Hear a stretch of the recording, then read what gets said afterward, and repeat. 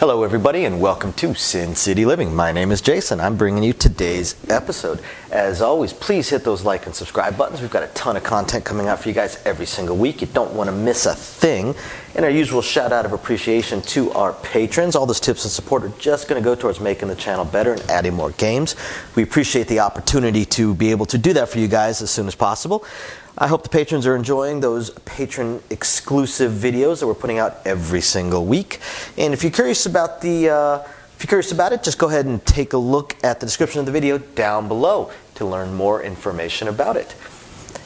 As always, if anybody has any strategies, questions, suggestions, anything related to craps, baccarat, pai gow, blackjack, casinos, Vegas in general, just email us at sincityliving.lv@gmail.com. We love shooting those videos for you guys.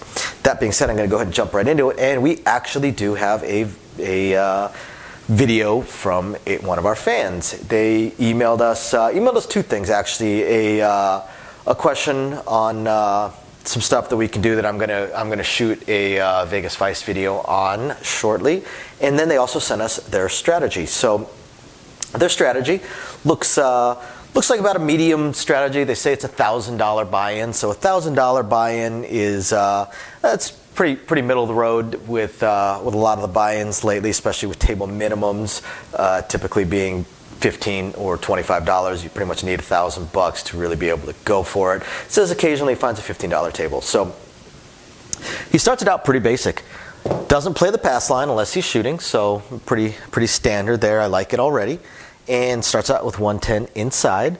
Okay, I like this already as well. This right here is a strong starting strategy. You've got the most common numbers that are not 7 that can be rolled. 5 ways each for each one of these, and 4 ways each for this means you cover 18 different possible combinations of the dice, and there's only 36 combinations of the dice to roll. So you're covering half of the combinations of the dice right here, and by going 110 inside, everything pays you $35 per roll. So so you're getting a decent payout too. You're getting paid in the green. So starting out, I like this person's strategy. So let's see what they do. So it seems like regardless of what hits on the 6 or 8, they say they will press to $42. And 35 on the 5 and 9. So pretty basic. So if a 6 or an 8 rolls, they're going to get paid $11, and they're going to press up the 6 and 8 to $42 each. I like it. I very much like it. And same thing with the 5 and 9. If either one of these hit, they're going to press them both up to $35, which means they will collect $15, and we will press the others up 10 each. So right in there, I like it. They're already pressing up. Now, it does not matter which one were to roll. As soon as one of them rolls the second time, even if you haven't, say only the 6 and 8, you've only hit 1 6, and you press these up, and the 5 and 9 are still at a quarter. Doesn't matter. If the 6 rolls again, they just follow the next step within these numbers, which would be to collect 50 for $1. So they're going to throw in $1, and they're going to collect $50. So again, pretty solid start there. They've already made up almost half of their buy-in. Now let's see, what are they going to do? And then the very next hit, regardless of what hits, because they all pay $49, so it doesn't really matter what hits at this point. So the next time it hits, they will, let's see. The next time they're going to press to 60 each and to 50 each. So the next time one of these hits, let's say the 6 hits, okay? They're going to press it up to 60 each. They collect $13, and there we go. They're at 60 each. On the 5 and 9, pretty much the same thing, only they're going to go to 50 each. So it hits, they throw in $1, they collect the rest, and they go to 50 each. So they keep with the sister press numbers until they have doubled up to 220 inside. Again, I like it so far. Then after that, they of course will collect again. So it looks like they sister press, then collect, sister press, then collect. I like it. Now once they have doubled up their originals, they stop sister pressing. Now they just press individually. And yeah, it looks like they do pretty solid presses. They go all the way. So if a 6 rolls, they're going to collect 10, and they're going to press it up to 120. They would do the same thing if the 8 were to roll. They would press it up to 120. Now if it rolls again, they're going to press it up to 240.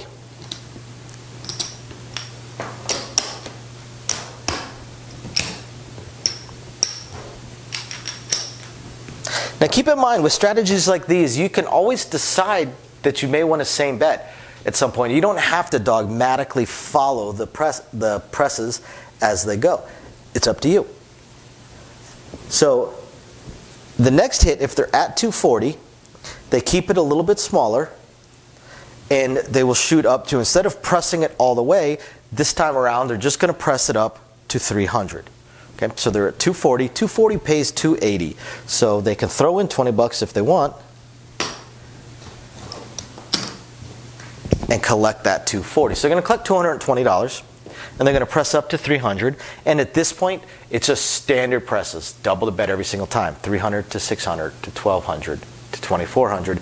And who knows what the table limit is, but that's what you're shooting for. You know, and they do say they've been up to the 1200 mark a few times, and it is definitely fun. And they're absolutely right. It is always fun when you get your bets up to a point like that. Because typically by the time you get to a point like that, you are ahead. You're already ahead. So at this point, it's just, you're just hoping to collect bigger money, big money. Okay? Don't get caught in what you've got on the table. You know, if a 7 out comes right now, don't go, oh man, I had $450 on the table. That should have been in my pocket. No. If you were worried about that, you should have just taken it all down and not worried about trying to get another big hit. Depends. What are you playing for? Are you playing for a big hit, or are you playing to stay alive and just not lose? Okay. Now, the 5 and 9, they will do, between the 120 and the 240, they will collect. So they're at 120, they collect, then they press to 240. So then from 240 on, they stop collecting in between, and they just press it up because you're still collecting some. So for the 5 and 9, something similar. Now once they're at the 50 each, they stop sister pressing. So now they're going to look at the next one that hits, and let's go with the 5, okay? It's going to pay 70, so we'll just do it 75 for 5. Going to press up to 100. And they will collect the next hit. So the next hit, they will collect $140. Then they're going to press up to 200. So once again, this time they'll only collect 40 instead of 140.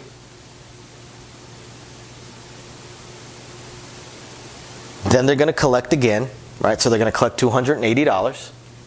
But then the next hit, since they just collected $280, if it happens to hit again, they're going to throw in $20, and they're going to take the whole thing up to 500.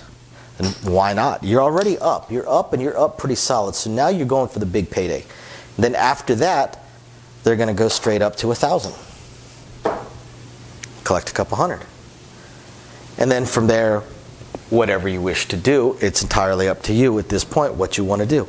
I gotta be honest, guys, I love this strategy. I love this strategy because it's simple. It follows standard presses. It's very simple while it is still going for it. And I do like the strategies where you're collecting some and you're pressing some. And this one is kind of in between in that instead of pressing a little bit and collecting a little bit, it's just collect and then press. Then collect and then press. And I'll be honest, I actually used to play almost an identical strategy when many years ago when I first started playing craps, where I would do a cross, and every number I would look at it as press, collect, press, collect, press, collect, press, collect. Unfortunately, what was happening was I was pressing into kind of a-hole bets because I really wasn't thinking about the simplicity of the bets and keeping with more standardized bets. This keeps with standard bets, has some really, really standard presses, but is still collecting, and it doesn't really take long. This is the kind of strategy where, yes, if you get a lot of 0.7 outs, the strategy is going to hurt, or even 7 outs within the first 2 or 3. But this is one of those strategies where if you catch that 40, 50, 60 minutes where not just one super long, fantastic, record-setting roll, but you just collect that time period where it seems like every shooter manages to shoot for 5 or 6 minutes or 7 or 8 minutes. This is the kind of strategy where you're going to make money. If you have, I've had plenty of times where in an hour we went through maybe 7 shooters, and everybody made money. Unless they were doing a power press, the way I tend to play would have probably lost. But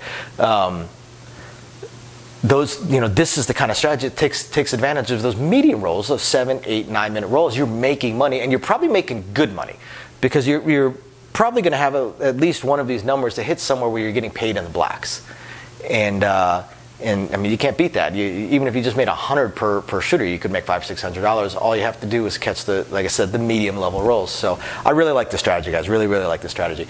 Thank you very much for sending it to us. Thank you guys for watching. We appreciate you guys. We will catch you guys next time. Bye now.